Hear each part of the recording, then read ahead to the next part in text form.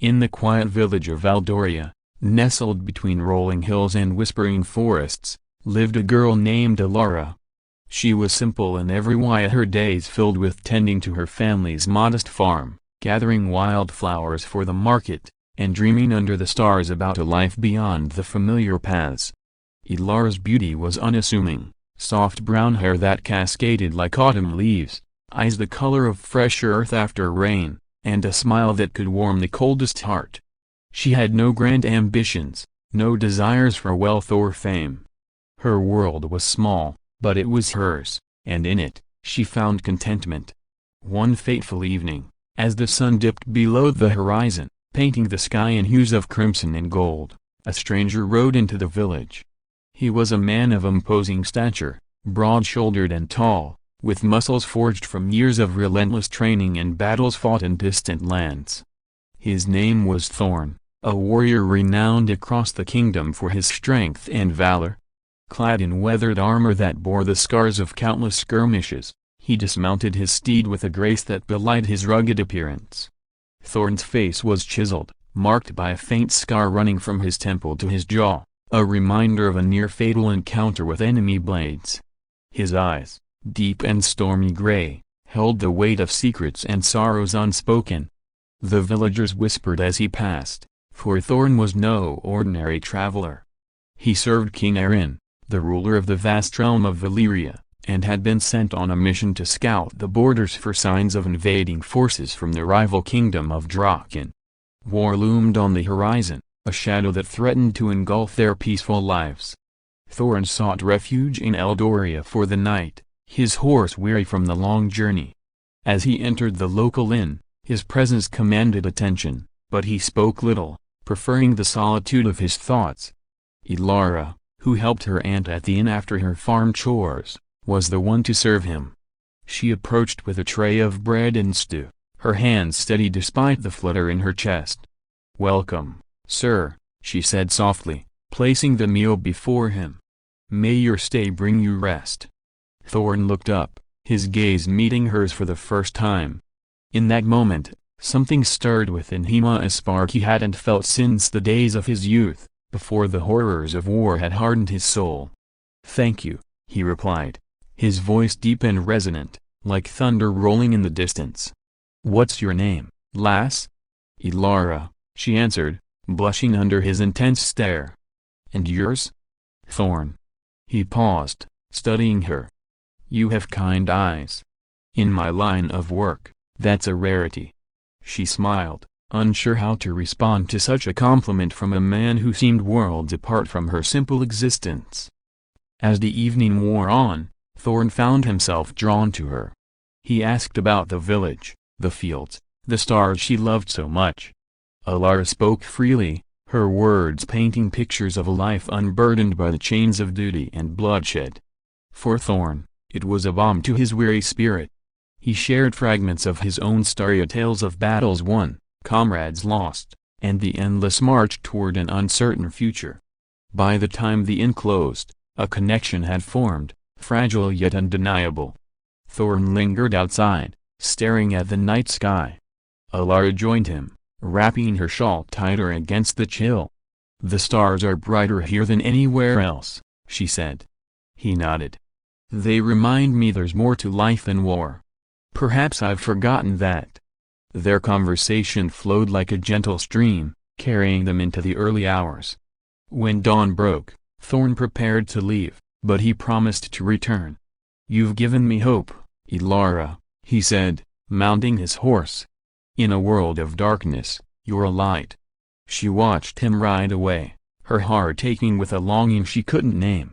Days turned to weeks, and Ilara's thoughts were consumed by the strong man who had briefly illuminated her world. The village buzzed with rumors of impending war, but she clung to the memory of his voice, his touch when he had brushed her hand goodbye. True to his word, Thorn returned, this time under the cover of night. He had completed his mission but couldn't shake the pull toward Eldoria and toward her. They met in secret by the river, where the water's murmur masked their whispers. "I shouldn't be here," he confessed, his arms encircling her waist. "My king needs me on the front lines." "Then why are you?" she asked, her fingers tracing the scar on his face. Because I need you more. His kiss was fierce, born of pent-up passion and the fear that tomorrow might steal this moment away. Alara melted into him, her simple heart opening to a love that felt both exhilarating and terrifying. Their romance blossomed in stolen moments. Thorn would sneak away from his duties, riding through treacherous paths to be with her. He taught her to wield a dagger for protection, his strong hands guiding hers. She showed him the beauty and simplicity of picking berries, lying in meadows, sharing stories of folklore passed down through generations. In his arms, Alara felt alive, empowered. With her, Thorn found vulnerability, a softness he had long suppressed. But love in times of turmoil is never without shadows. Word of Thorn's absences reached the king's ears.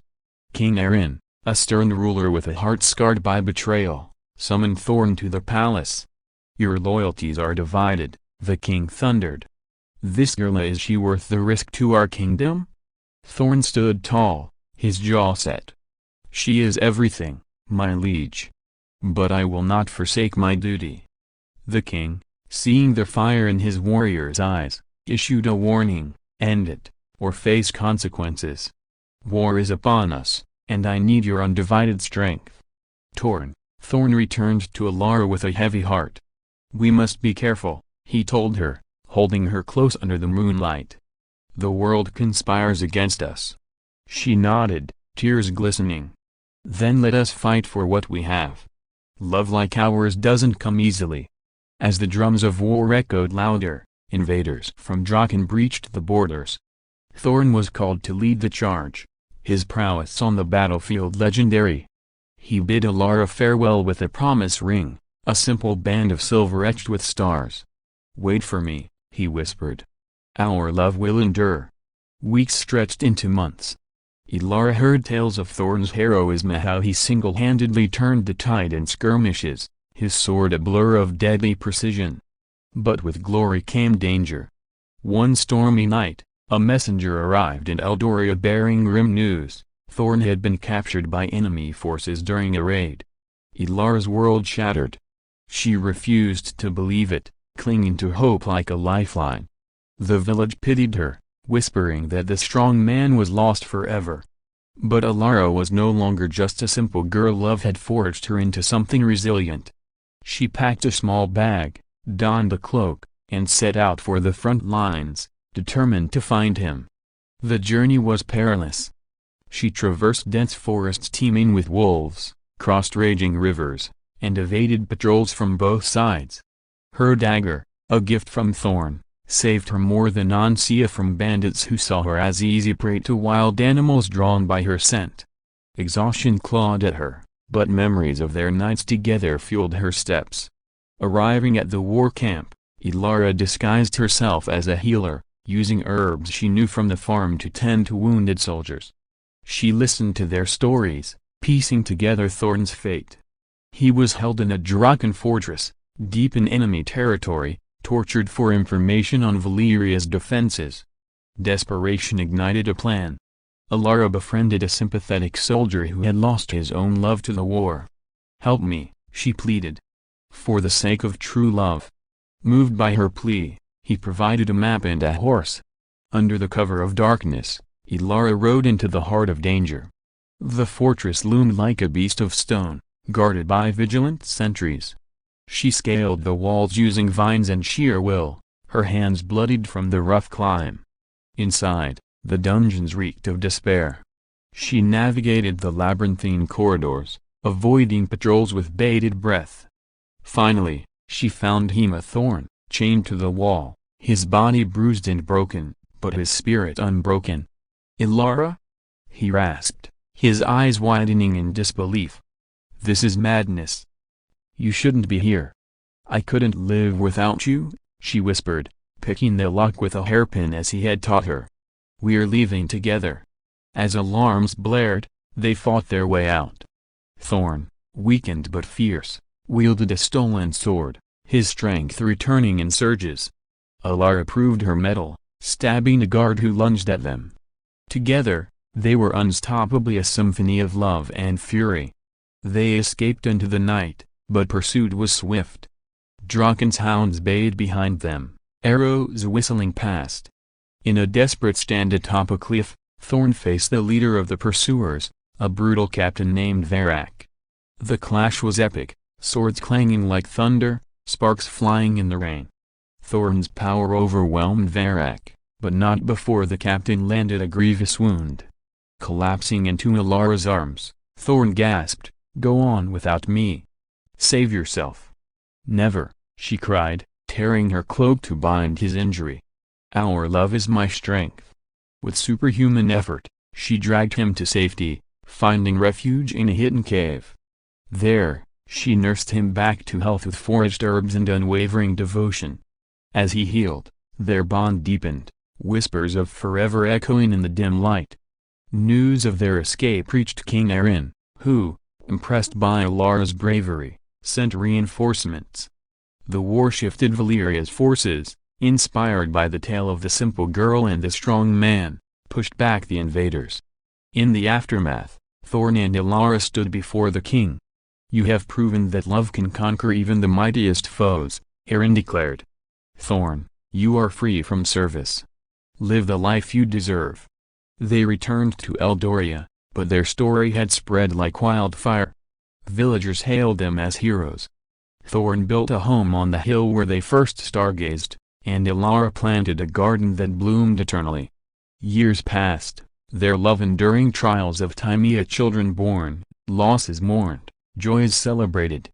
Thorn's strength protected their family, while Alara's simplicity grounded them in happiness. In the end, as they grew old together, watching sunsets hand in hand, they knew their love was true, a beacon for all who believed in the power of the heart. But fate had one final drama in store. On a peaceful evening, an old enemy from Thorn's past resurfaced as Varak's brother, seeking vengeance. He ambushed their home, sword drawn for blood. Thorn, though aged, rose to defend his love. The battle was fierce, echoes of youth in every strike. Alara, no longer simple but wise and fierce, joined the fray, her dagger flashing.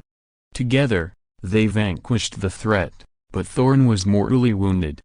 As he lay dying in her arms, he smiled. "My simple girl, you were always my strength. And you, my strong man, my true love," she sobbed, holding him close. With his last breath, he whispered, "Forever." Alara lived on, telling their story to generations, a testament to love's enduring flame. In Eldoria, under the stars, their legend lived eternal, a simple girl, a strong man, a true love that defied the world.